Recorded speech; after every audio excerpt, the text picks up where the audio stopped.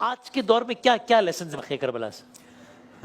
دیکھیے، سب سے پہلے تو میں یہ بات اس زاویے سے عرض کرنا چاہتا ہوں کہ اللہ رب العزت نے حضور تاجدار کائنات صلی اللہ علیہ وسلم کی بعثت مبارکہ کا جو مقصد بیان فرمایا ہاں قرآن مجید کے اندر، هو الذی ارسل رسولہ بالہدی ودین الحق لیظہرہ علی الدین کلہ، وہ ذات جس نے اپنے رسول مکرم صلی اللہ علیہ وسلم کو بھیجا ہدایت دے کر اور دین حق دے کر کہ اسے تمام ادیان باطلہ پر غالب فرما دے۔ تو لہٰذا اسلام در حقیقت غلبے کا تقاضا کرتا ہے اور غلبے کے لیے ہی آیا ہے۔ ٹھیک۔ امام علی مقام رضی اللہ تعالیٰ عنہ علیہ السلام، آپ نے جس وقت قیام فرمایا یزید کے خلاف، سوال یہ ہے کہ کیا مساجد مسمار کی جا رہی تھی؟ کیا مساجد میں نماز نہیں ہو رہی تھی؟ کیا جو عام مسلمانوں کی زندگی کے شعار تھے اس میں کوئی رکھنا ڈالا جا رہا تھا؟ وہ سب سے پہلی بات جس نے امام علی مقام رضی اللہ تعالیٰ عنہ کو قیام پر آمادہ فرمایا، مجبور کیا، وہ یہ تھا کہ انفرادی زندگی کے جو معمولات ہیں ٹھیک ہے، وہ ڈسٹرب نہیں ہو رہے تھے۔ اوکے۔ مسلمانوں کی جو اجتماعی زندگی ہے، جو ان کی حیات اجتماعیہ ہے، جو ان کی حیات سیاسیہ ہے، وہ متاثر ہو رہی تھی، اور امام علی مقام رضی اللہ تعالیٰ عنہ اس کے لیے کھڑے ہوئے تھے، کیونکہ جب تک اس کا دفاع نہیں ہوگا تب تک اسلام کے دیگر شعار کا دفاع ممکن نہیں۔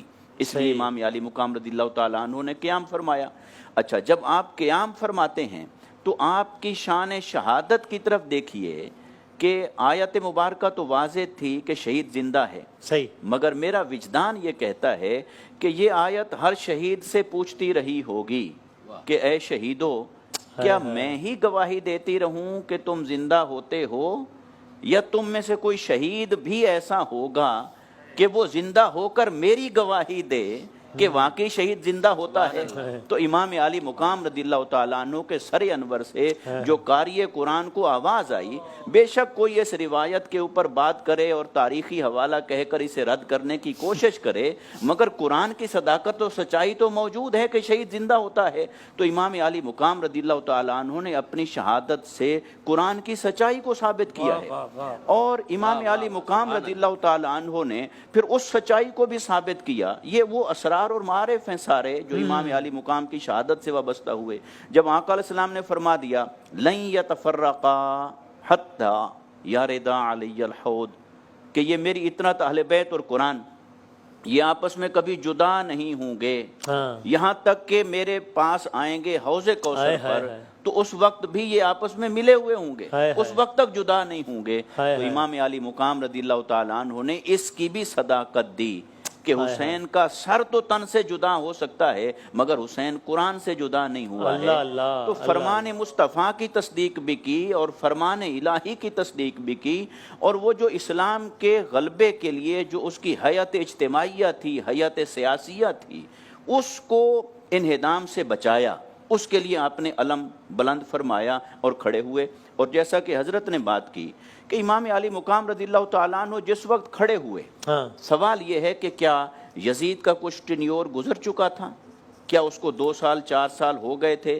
اس نے کچھ ایسے اقدامات کر دیے تھے؟ بے شک اس نے کعبہ پر حملہ کیا، مگر یہ بعد کا واقعہ ہے۔ مدینہ منورہ میں قتل و غارت گری ہوئی، یہ بعد کا واقعہ ہے۔ اسلام کے شاعر کا جو کچھ مذاق اڑایا گیا اس کی طرف سے یا اس کے دور میں، وہ سب تو بعد میں ہوا۔ یہ تو ابھی آج وہ تخت نشین ہوا، قاصد دوڑا گورنر مدینہ کے پاس، تو پیغام بلایا کہ بیعت کریں، تو امام علی مقام نے اعلان فرمایا قیام کا۔ تو سوال یہ ہے کہ کیا کچھ ایسا ہو گیا تھا جس کے پیش نظر امام علی مقام نے اتمام حجت کر لیا اور کھڑے ہو گئے؟ تو وہ تو ایک ہی شے لگتی ہے، ایک ہی شے لگتی ہے جس کے اوپر امام علی مقام نے قیام فرمایا، وہ یہ کہ یہ جس منصب پر بیٹھا ہے یا بٹھایا گیا ہے یہ اس منصب کے اہل نہیں ہے۔ لہٰذا صرف اسی نقطے پر امام علی مقام کھڑے ہو گئے کہ جو منصب کے اہل نہیں ہیں اس کے خلاف جد و جہد کرنا یہ دین محمدی ہے، یہ دین محمدی کا دفاع ہے، اور یہ دین محمدی کی مدد ہے۔ اس لیے آپ کھڑے ہوئے، اور آج کوئی بھی شخص جب دین کے دفاع کے لیے اور حق کے دفاع کے لیے کھڑا ہوتا ہے، اس کے لیے جو حوصلہ ہے، اس کے لیے جو ایک स्पिरिचुअल या एक इनर सेल्फ की सपोर्ट है वो इमाम अली मुकाम रदिल्लाहु ताला अन्हु की इस कुर्बानी से हासिल होती है। तो लिहाजा इमाम अली मुकाम रदिल्लाहु ताला अन्हु की कुर्बानी अपने अंदर बहुत सारे ऐसे असरार और मारिफ लिए हुए है सही। कि इसी की वजह से आपको इमाम शुहदा का ये मनसब अता हुआ। और एक बात और जहन में आ गई वो भी अर्ज कर दूं कि देखिए तारीख इंसानी के अंदर और तारीख इस्लाम के अंदर शहीद तो बहुत हुए, ठीक, लेकिन जो चर्चा और शोहरत शहादत इमाम अली मुकाम को हासिल हुआ सही है, वो किसी और शहीद के हिस्से में नहीं आया। हाँ हाँ, तो इसकी वजह सिर्फ ये नहीं हो सकती कि कुछ आप मैं या कुछ लोग बैठ के उनका तज़किरा करें और उसी वजह से मारूफ हो गए। तो ये चर्चा और शोहरत दर हकीकत उन्हें इसलिए हासिल हुई कि ये वहाँ से शहादत मुहम्मदी का ज़ुहूर हो रहा था और वो मैदान करबला के अंदर मज़हर मुहम्मद मुस्तफ़ा सल्लल्लाहु अलैहि वसल्लम बन के खड़े थे और सामने जो भी खड़े थे चाहे नमाज पढ़ रहे थे या अजान दे रहे थे वो बातिल था और ये हक के अलमबरदार भी थे और हक की तलवार भी थे। क्या कहने, क्या कहने।